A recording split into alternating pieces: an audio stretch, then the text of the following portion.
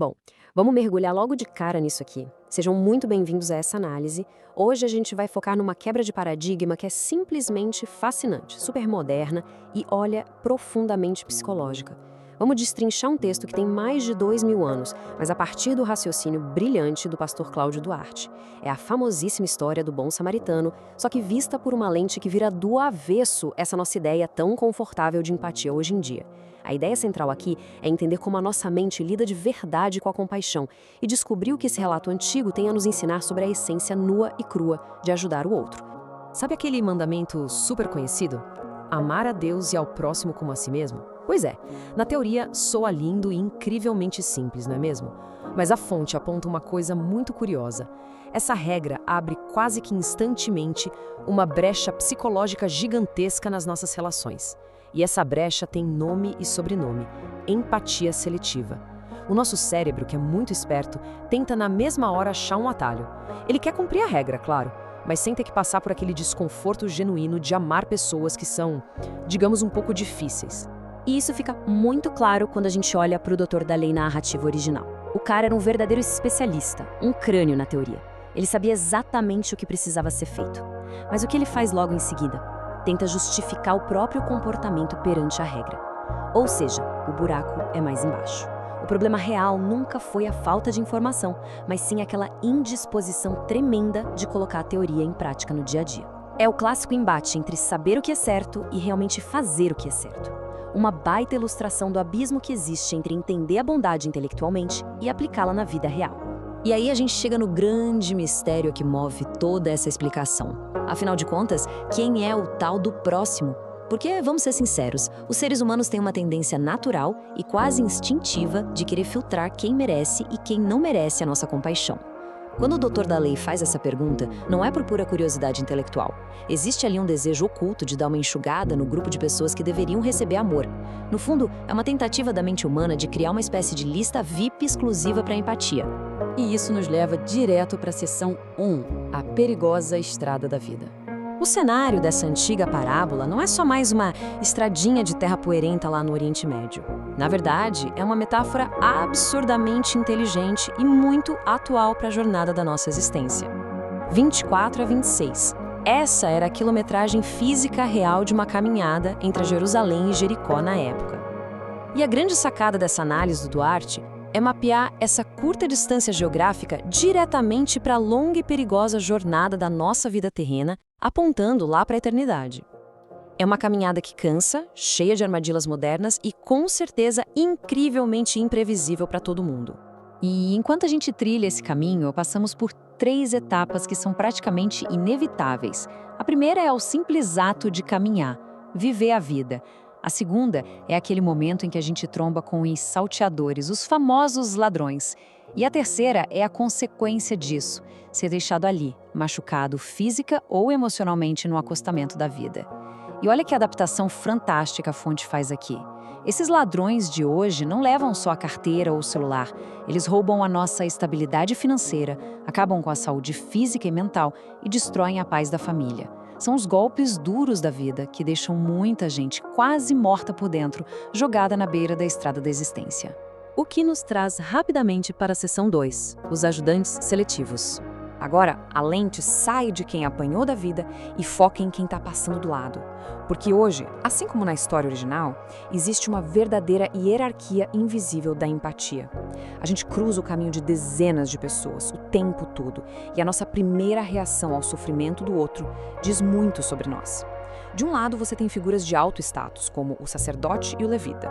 Os dois viram o homem machucado, deram aquela avaliada na situação de longe e, decidiram passar bem longe. Eles usaram critérios super rígidos para simplesmente ignorar quem precisava. Do outro lado, o extremo oposto, o samaritano. Ele era um excluído, alguém que a sociedade olhava torto, mas foi o único movido por uma compaixão íntima e profunda. Ele foi lá e ajudou na hora, sem fazer um interrogatório antes. Isso escancara uma verdade muito, mas muito incômoda. Nós temos o hábito de recusar ajuda se a vítima não der match com o nosso checklist pessoal de merecimento. Funciona mais ou menos assim. Se quem está precisando de apoio parece ser gente boa, tem os mesmos costumes ou faz parte da nossa tribo, legal, a gente ajuda. Agora, se falhar nessa avaliação prévia, é descartado. E essa, infelizmente, é a essência sombria dessa nossa empatia baseada em pré-requisitos. E assim, entramos na seção 3, redefinindo o próximo. Prestem muita atenção porque é aqui que a cabeça dá aquele nó. É a quebra de paradigma mais surpreendente e, vamos admitir, até engraçada dessa análise. É a hora de arrancar todo aquele romantismo que a gente colocou na palavra próximo. A definição real choca pela honestidade. O próximo, frequentemente, é aquela pessoa ingrata, absurdamente desafiadora e que zera todos os nossos critérios pessoais de gentileza. A grande tese aqui é que o tal do próximo quase nunca é aquela pessoa simpática e sorridente do nosso convívio. Gente fácil de amar já cuida dos outros naturalmente. A lição pesa mesmo é quando o foco vai para aqueles indivíduos que só geram tensão e dor de cabeça. E os exemplos trazidos são bons demais para ilustrar quem são esses próximos hoje em dia. Pode ser um cônjuge com atitudes que tiram qualquer um do sério. Pode ser aquela figura clássica da sogra super crítica com a vassoura na mão. Ou, como o Duarte relata numa experiência pessoal hilária e curiosa, pode ser só um motorista frustrado que decide engatar a marcha ré bem na fila do pedágio, enlouquecendo todo mundo em volta. Acredite se quiser, mas são esses personagens frustrantes do dia a dia que representam o centro da nossa responsabilidade empática. A regra que fica é clara como água. Não tem ciência nenhuma em cuidar de pessoas que cuidam da gente. Amar quem já devolve carinho não exige um pingo de esforço ou crescimento emocional, não é? A verdadeira empatia, a bondade de verdade, só é testada de um jeito honesto quando a gente bate de frente com pessoas que são muito difíceis, que não devolvem o favor ou que chegam a ser declaradamente hostis e chatas. Para colocar as coisas em perspectiva, o tamanho da diferença entre o próximo que a gente quer e o próximo que a gente tem é colossal. A gente idealiza demais. A gente foca na família, nos amigos, naquela galera que é amável e não traz problema nenhum. Só que a dura realidade é feita de pessoas complicadas que cruzam o nosso caminho todos os dias, parece que com um único objetivo na vida: testar e ensinar o nosso limite de paciência. O nosso ambiente social nunca foi projetado para ser um clube VIP só de gente perfeitinha. O que nos embala para nossa reta final, a seção 4, o curador definitivo. A grande conclusão de tudo isso bate de frente com a nossa postura na hora de estender a mão. O alvo é agir com compaixão, mas sem abrir o inquérito policial. Na prática, isso quer dizer oferecer apoio financeiro, emocional ou material, sem exigir 1000 explicações. E principalmente desligando a máquina de julgamento. Pouco importa saber quem deixou a vítima naquele estado na beira da estrada. Não importa o passado dela e muito menos se a sociedade acha que ela merece receber ajuda. A compaixão de verdade foca só em estancar o sangramento do ferimento, sem fazer uma auditoria na vida do outro. Tem uma frase levantada nessa análise que é de um impacto gigantesco. Minha saliva não contém substâncias curativas para lamber as suas feridas. O recado é duro, mas liberta. Nós não temos o poder mágico de consertar o passado de ninguém, nem de apagar injustiças lá de trás. O papel de quem ajuda se resume ao oferecer uma graça que não foi merecida, no aqui e no agora. É entender que curar traumas não é investigar o que deu errado, mas oferecer um acolhimento puro e simples no presente. Mas claro, precisamos colocar os pés no chão e encarar as duras realidades sobre ajudar os outros. A pessoa que você socorrer, muito dificilmente vai virar para você e demonstrar gratidão. Fora que ela não tem a menor obrigação de merecer aquela sua ajuda.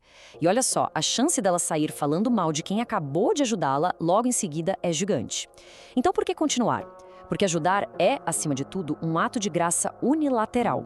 A compaixão, para ser real mesmo, igual a do samaritano, tem que ser entregue sem esperar a mínima recompensa ou tapinha nas costas. E tudo isso nos leva a um último pensamento, daqueles que deixam a gente matutando com a cabeça no travesseiro: quem é a próxima pessoa difícil, frustrante e chata que vai cruzar a sua estrada da vida? Quando essa pessoa aparecer, será que vai existir coragem suficiente para simplesmente oferecer cura e uma compaixão sem filtros, sem esperar sequer um muito obrigado? Fica aí esse convite imenso para refletirmos e abandonarmos de vez a empatia seletiva no nosso dia a dia. A gente se vê na próxima análise.